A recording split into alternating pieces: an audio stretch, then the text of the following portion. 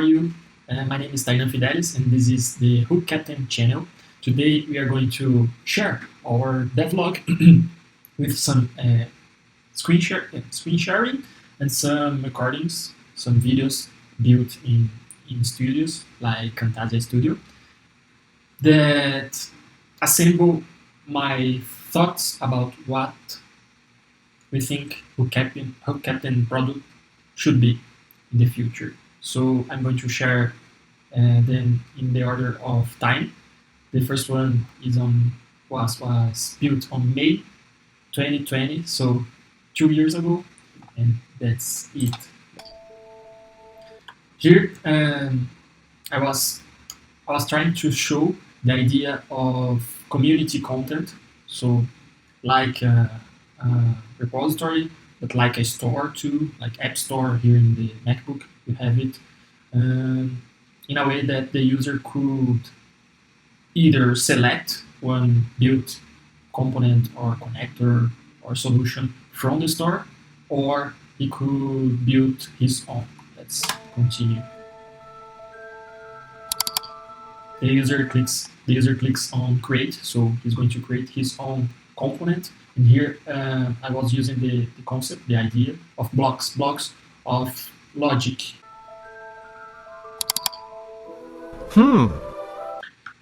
Here is some of the ideas back in 2020. Here in the left, I would have some tools to construct, to build the blocks. So inputs, outputs, some kind of logic block, connectors, database, servers that we could host some files. And the file itself, it's a block, but for example, this component is also a block, so it is recursive in some way. But a block can be built by other blocks or with other blocks. Here in the right, we would have the name of the block, an URL, so the user could easily share this function of logic content. The function would have a version, so it reminds me the idea of GitHub, where you can select which version of that block of code, block of logic you want. And here, when the user clicks on the play button, some tests would be run in a way that these inputs are integers, so the platform itself would know which kind of content, which kind of data to feed into these tests automatically.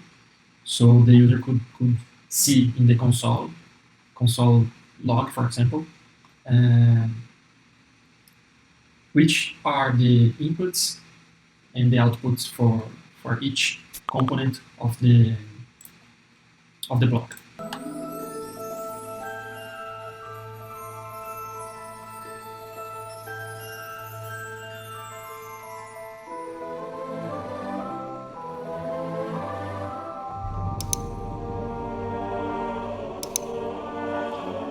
Here the user can click on the input component and change what its type is.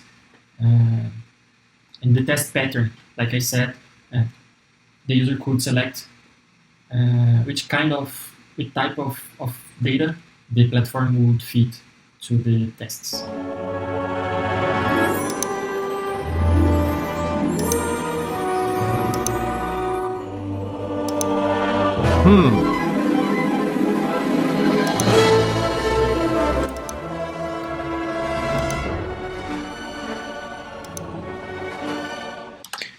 Here, in this prototype, I was thinking about some blocks that have code in them, so the user could actually type the code, getting the values from the inputs. The inputs would have names, so the user could get and then use it. It was inspired by Zapier. I think Zapier is doing something like that. The user could select the language as well.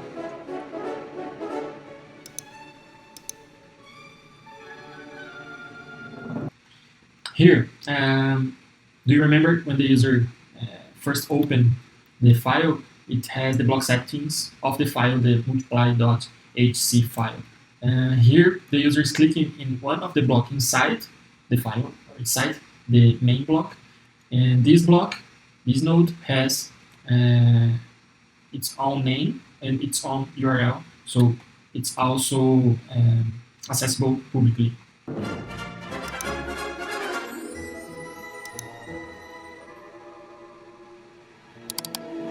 Well, in the first flow, the user is editing some block that was already created. Here, the user is creating a new block. He can create an application or an endpoint. He can insert the name. He's trying to create a currency converter. When he tries to run the code, but the code does not have inputs or outputs, he gets an error message. And then he has to drag and drop some items, some components from the toolbar, and then create the new block. Here the library of blocks is present inside the prototype, so the user can open it in a sidebar. This is very important because this search for users that don't want to build the entire thing, they have to find what they are searching for. And if we have a lot of blocks, we want the user to be able to find what he wants.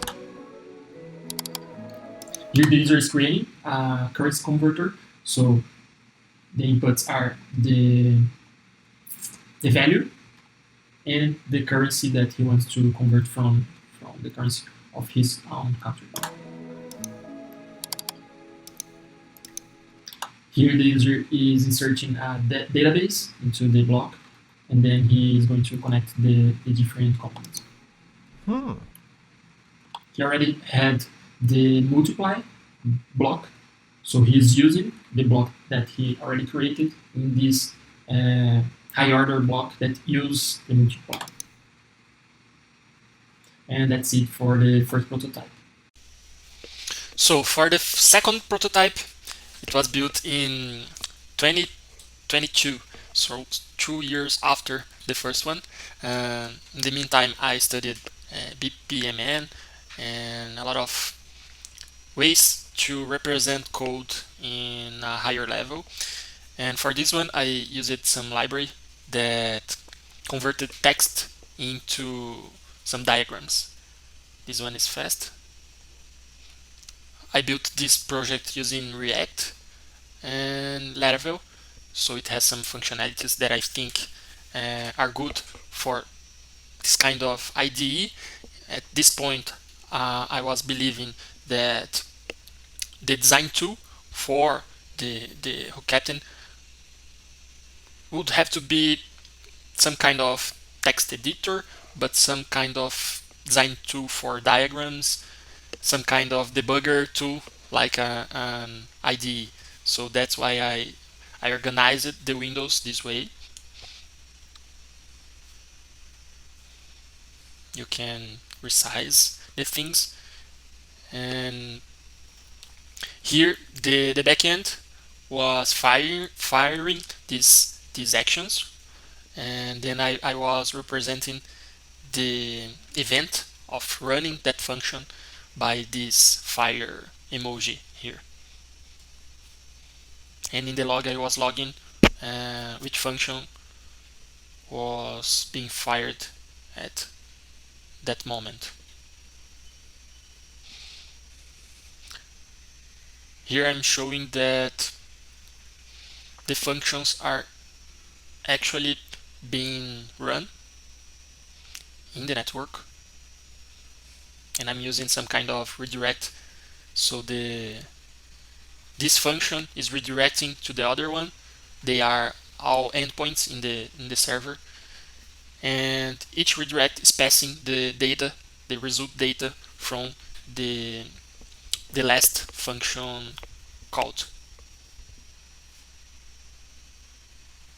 And I'm communicating with the front end using some, in this case, using nothing. The front end itself was calling the functions and doing the work of getting the result and using that result as the input for the next functions. At this point, also in May 2022, I evolved the last version of the prototype using BPMN.io, a library made by, it's related to Camanda team. That's a tool for working in BPMN projects. At the left, I have some elements that the user can actually drag and drop into the screen. So this is coming from the backend, but the user in the front end can uh, increase some increase the project, inserting some components, adding names, and connecting the components.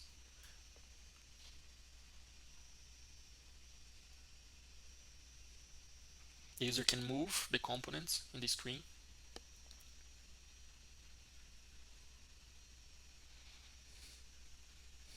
This is the start event in BPMN.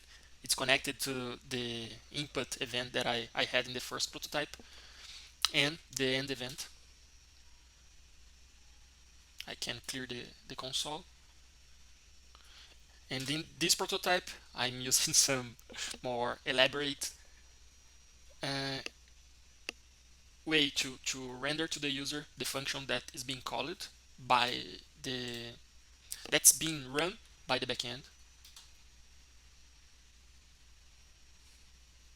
I'm not logging the parameters in this prototype. I don't have it yet, but the user can run the function and see then. In this next prototype, also in May 2022, I added some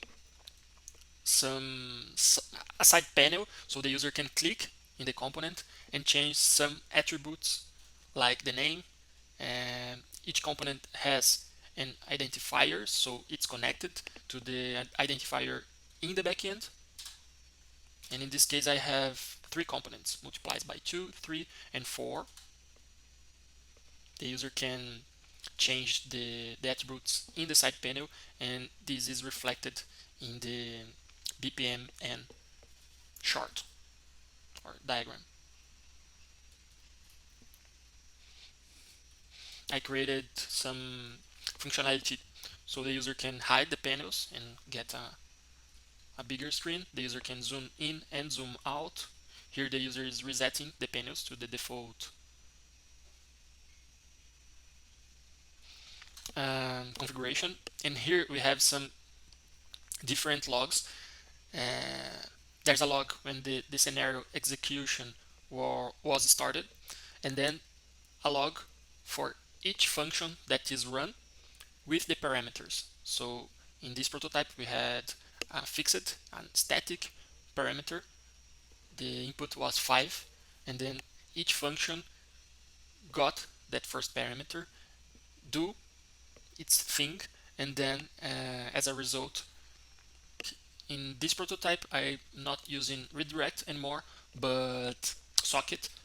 So the backend was communicating with the front end using socket, passing the result of each function and telling the front end, well, we are executing this function right now with these parameters. So 5, x2 10, x3 30, x4 120. The start event, now the user can click on it and change the input in the front end. So it can actually run a real test using different inputs formatted in JSON. In this case, the user changed the first input to 3, then he can run the test again, the scenario again, and the scenario is 3, x2, 6, x3. 18x472. So this prototype was made in August 2022, and you can see that it's very different from the other ones. But why I made that? It was because while I was studying about models and ways to transform higher level models into lower level models, uh, more like machine language, there are some models that are very familiar to people that are in roles related to the business, like drawing some drawings into whiteboards and making some relations between these images or icons that are very, it's a common language to them, like a person is related to a user in a system. The model of the drawing of a shopping bag, is related to some kind of purchase in a e-commerce system.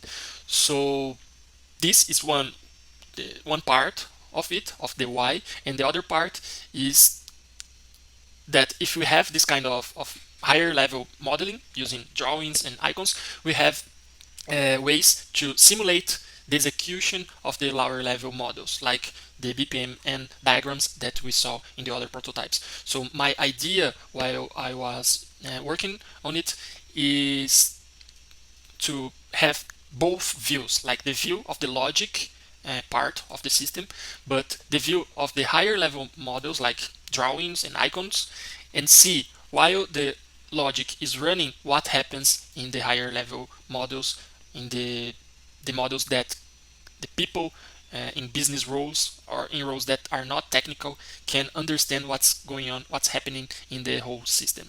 So for that, I implemented this first prototype using a library for games, and here I have the control of the user.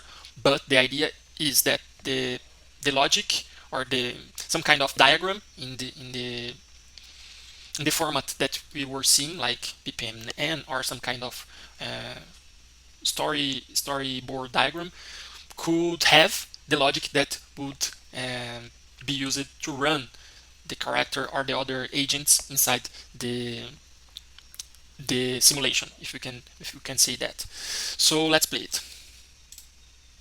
Here we have the player. The player is an agent, and we have some other agents like an enemy, some balls, some trees. Actually, the trees are part of the scenario. We can change the outfit. Why I was trying to do that, because in some scenarios we can have this user representing the salesman and other user representing the customer, so different roles, and it would be nice to have a lot of sprites to represent different types of agents. Move via path. In this function, I was trying to replicate what would happen in our use case for this simulator. That was some kind of diagram uh, controlling these agents. So the diagram function would ask the agent to move via some kind of path, for example, going to the store and then leaving the store and going back to the user's house, for example. So that's why I was trying to implement some kind of move via path function.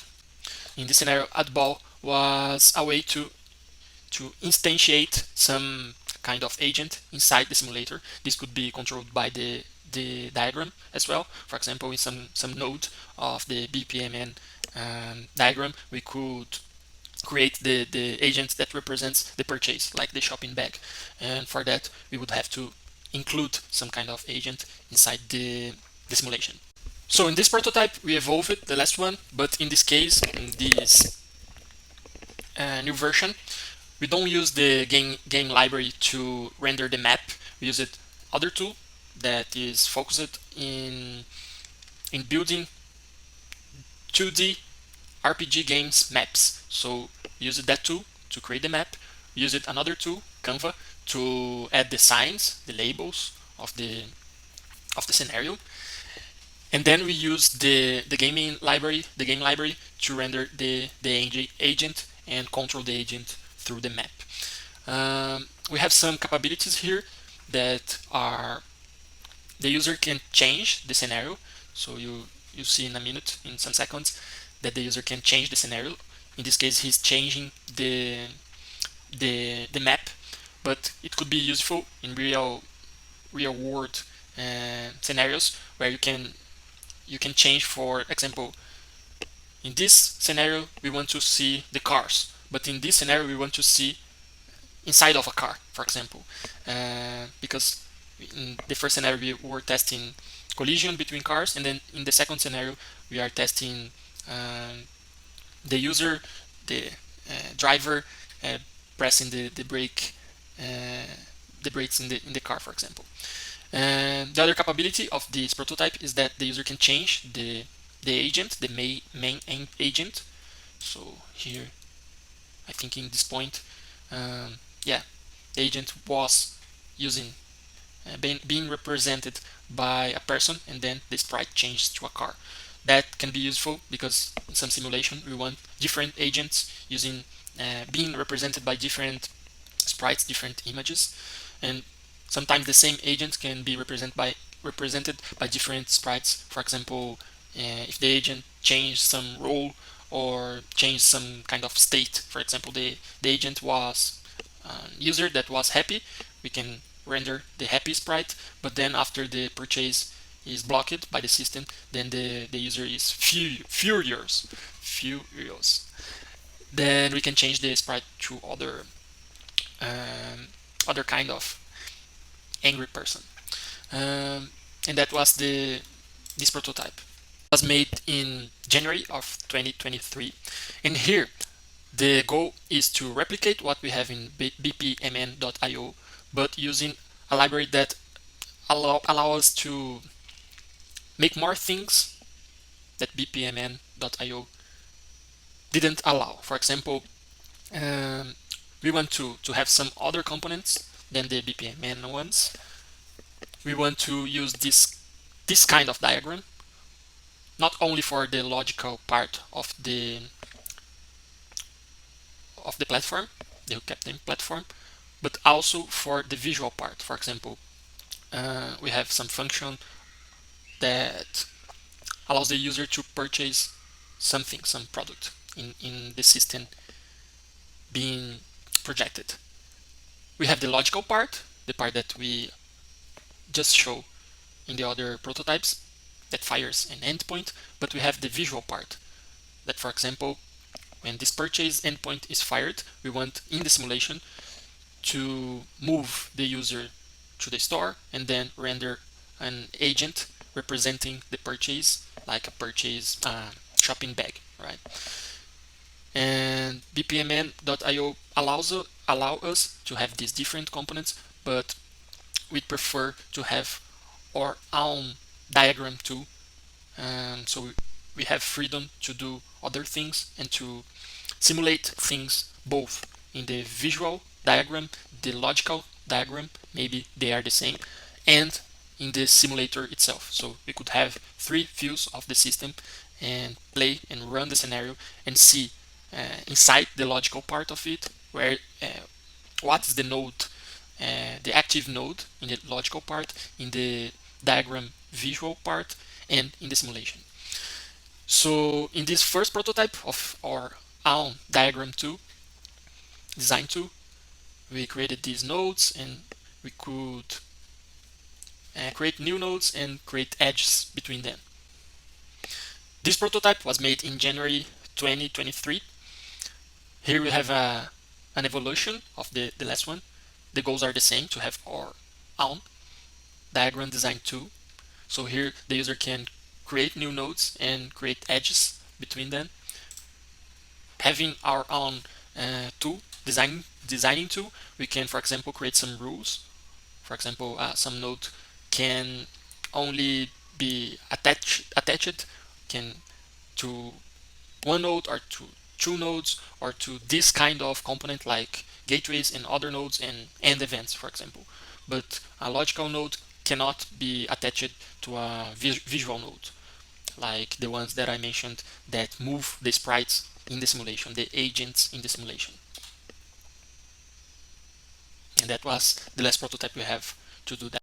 So this is our devlog so far, and in the next weeks we're going to publish here some kind of prototype, not a working prototype, but probably one made in Figma, wireframe tool, so we can merge all the concepts present in all the prototypes that I showed you, so we can start to have some kind of tool that includes the logical part, the logical diagrams, the visual diagrams, and the simulator or the scenario renderer, for example, using sprites and agents. So we want to have in the logical part the data, the structured data. This data has to be related to some kind of agent that can, for everything to work like a charm, be related to some visual actions like move this agent or the sprite that represents this agent into a scenario. And of course, the capability, the functionality to build the scenario. And then we have the three kind of views: the logical part, the visual part, and the simulation of the scenario being run. And for the three parts, we want to have them when the user stops designing and tries to run the scenario, we want to have all of them being run and being and showing to the user in which part of the diagram and of the simulation the scenario is at each point of time, right? So this is our goal to the next prototype. I hope you'll be here to see what's next. See ya. Thank you for watching this video, and please like this video and subscribe to our channel. Bye bye.